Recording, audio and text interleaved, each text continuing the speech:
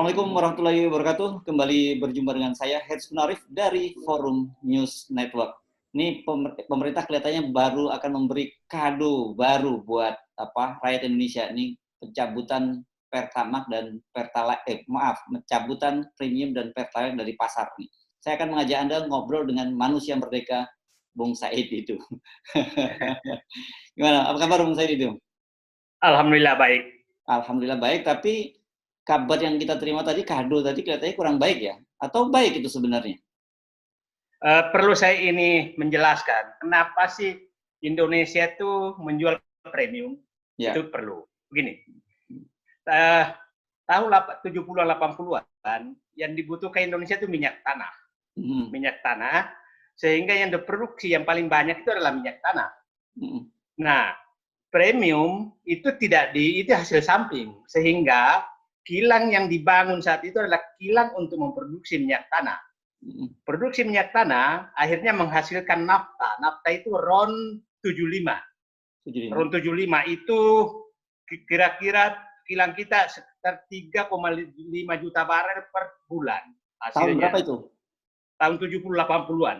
Itu yang bangun kilang. Terus kita bangun kilang RON 22, RON 92 yang dia katakan Pertamax. Itu kapasitasnya hanya 200.000 barel. Nah, sementara kebutuhan 1,6 juta barel sekarang. Nah, kenapa kita menjual Pertalite? Nafta itu bahan baku Pertalite. Nafta yang saya katakan tadi 3,5 juta barel per bulan. Nah, sehingga yang menarik adalah pada saat kita mensubsidi premium besar-besaran, tahun 2000-an sampai 2010, dia memproduksi premium itu Singapura. Nah, sehingga kita membeli premium dari Singapura. Nah, setelah tahun 5 tahun terakhir, pabrik premium Singapura ditutup. Tidak memproduksi premium lagi. Nah, kita juga mau menghentikan premium. Jadi bagi orang yang paham, kalau premium ini ditutup, berarti dan Pertalite ditutup, berarti kilang milik Pertamina yang jalan hanyalah kilang yang 200.000 barel per hari yang dibangun oleh Pak Ginanjar saat itu, yang pernah jadi isu, gitu kan? Nah, sehingga 3,5 juta barel per bulan itu harus tutup karena tidak ada lagi pasarnya. Karena tidak lagi bisa jadi Pertalite, tidak bisa jadi premium. Nah, jadi tidak salah orang menyatakan bahwa ide penghilangan premium dan Pertalite adalah ide menutup kilang milik Indonesia. Dengan demikian, apa yang akan terjadi? Konsumsi Pertamax kita atau RON 92 ke atas, 92 ke atas, itu adalah sekitar 1,6 juta barel per hari. Sehingga sekarang, kalaupun ditutup, berarti kalaupun benar ditutup, maka berarti kita hanya punya produksi 200.000 barel per hari. Berarti minus 1,4 juta barel per hari. Sisanya? Karena sudah tidak ada lagi Pertalite sama Pertamax. Nah, sehingga ketergantungan terhadap BBM itu semakin tinggi. Nah, tergantungnya ke siapa? Pasti ke Singapura. Karena peraturan Kementerian SDM yang diterbitkan tahun 2020 menyatakan bahwa harga BBM Indonesia itu dikaitkan dengan harga MOPS. MOPS itu adalah harga rata-rata minyak hasil kilang Singapura. Artinya, negara ini membuat ketergantungan kepada Singapura sekitar 1,4 juta barel per hari. Nah, apa yang akan terjadi? Berarti terjadi monopoli tanda kutip Singapura terhadap pasar di Indonesia. Pasti Pertamina menyatakan kita sudah tidak efisien memproduksi premium dan Pertalite. Nah, itu harus dibuka. Faktanya Pertalite itu untung kok. Tidak rugi dan tidak disubsidi. Tidak disubsidi setelah itu. Ya, yang subsidi cuma premium ya. Kalau Pertalite premium saja yang disubsidi. Nah, premium ini disubsidi karena itu dicampur antara RON 75, saya katakan RON 75 itu nafta yang diubah bisa dicampur dengan RON 92 menghasilkan premium. Atau dicampur dengan RON 98, 95 menghasilkan petrolite. Nah, tinggal memilih produksi kilang ini mau dicampur ke mana, mau dijadikan premium atau menjadikan petrolite. Nah, kalau menghilangkan premium, saya oke-oke saja, tapi jangan menutup kilang, karena kilang Indonesia tidak mungkin menghasilkan petromak. Kilang di Indonesia yang kapasitas 3,5 juta barel per bulan, itu hanya bisa menghasilkan premium atau petrolite dengan mencampur nafta RON 75 dengan RON yang lebih tinggi. Itu Mas Hersul. Jadi, nah, kalau tentang harga, ya itu terserah pemerintah mau mensubsidi yang mana,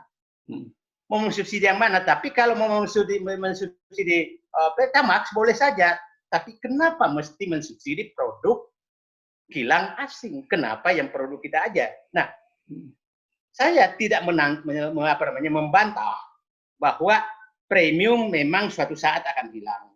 Nah, tapi problemnya adalah dulu memang rencana menghilangkan premium dan premium dengan alasan kita membangun kilang yang RON 92 ke atas. Tapi faktanya sampai sekarang tidak berhasil membangun kilang apapun. Dan masih ingat dulu tahun 2016 itu betul-betul Pak Presiden Jokowi meminta Sudirman Said, Menteri SDM, setelah ketemu Raja Arab Saudi, untuk utusan khusus untuk mempercepat pembangunan kilang. Tapi sementara berunding, Presiden Jokowi ke Rusia, di Rusia diumumkan bahwa kilang dengan Indonesia dibalik bekerja sama dengan Rosneft Rusia. Makanya semua jadi bubar. Tidak ada pembangunan kilang sampai sekarang. Oke, jadi bukan semata-mata alasan seperti dikatakan oleh Pertamina ini berkaitan dengan isu lingkungan karena sesuai dengan ketentuan Menteri SDM.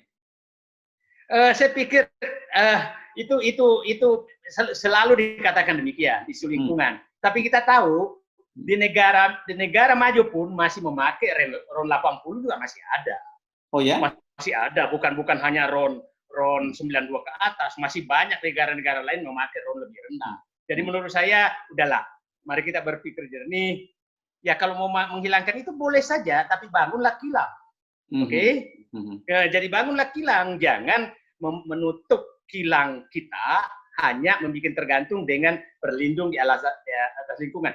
Yang saya was-was adalah Pertamina ini sudah angkat tangan untuk memproduksi, dia lebih senang dagang kelihatannya. Udah nggak kuat aja gitu ya. Nah, dia udah capek, udah angkat tangan gitu. Kalau aku angkat tangan, serahkan ke orang yang berani memproduksi gitulah. Jangan hanya dagang. Kalau dagang sih siapapun bisa kalau dagang minyak. Oke. Jadi kira-kira begini, kalau kemudian diputuskan memang premium dan Pertalite ini kemudian dihapus sama sekali, itu apa dampaknya bagi publik dan juga dampaknya bagi pemerintah, bagi terutama keuangan negara? Saya katakan begini, ini kan satu dampak pertama bahwa ketergantungan impor sangat tinggi, karena kita hanya bisa memproduksi 200.000 dari kebutuhan 1,6 juta. Ya. Yang kedua, akan terjadi monopoli, maka semau-maunya harga kilang Singapura, berapa harganya. Yang kedua, yang ketiga adalah kalau pemerintah mau mensubsidi, maka pemerintah akan mengeluarkan uang yang sangat besar untuk mensubsidi pabrik kilang negara lain. Kalau tidak mau mensubsidi, maka rakyat akan membayar harga BBM sangat tinggi. Oke? Nah, dan saya punya keyakinan pemerintah nggak ada keinginan untuk mensubsidi. Akhirnya, karena tidak ada BBM lagi yang murah, yang bisa lebih murah, maka yang terjadi kalau tidak disangkan adalah menutup semua kilang Pertamina dan memaksa rakyat untuk membeli harga BBM yang tinggi dengan alasan lingkungan. Coba tanyalah di Amerika itu masih banyak RON yang lebih rendah 92, masih banyak, itu pilihan aja. Itu jangan alasan itulah. Kalau memang udah nggak kuat mengelola Pertamina, ya udah saya nggak kuat angkat tangan. Ya. Oke, jadi kelihatannya kalau sekarang ini kan Pertamax itu sudah sama sekali tidak disubsidi kan, diserahkan kepada mekanisme pasar yang tergantung pada Singapura itu kan? Mekanisme pasar yang mengambil keuntungan. Kalau diserahkan penuh ke mekanisme pasar, maka harga Petromax sekarang itu perhitungan saya Rp6.000. Sekarang kan masih 9.850. Ya. 6.000 sampai 6.500 lah perhitungan keekonomian. Ini berlindung di apa namanya, di perhitungan keekonomian, padahal itu adalah perhitungan keekonomian Pertamina. untuk keuntungan Pertamina. Ya. Di perhitungan keuntungan Pertamina yang besar walaupun yang menuntut untung besar. Ya. Oke. Bang Said itu bukankah Pertamina memang sebagai entitas bisnis itu memang dituntut untuk untung? Begini, di Pertamina itu ada dua tugasnya. Ya. Ada namanya PSO, ada namanya komersil. Ya. Nah, untuk yang komersil Petromax itu keuntungannya terserah, tapi problemnya adalah tidak memakai mekanisme pasar, tapi menunggu keputusan Menteri SDM tentang harga. Kalau mekanisme pasar, maka harga turun.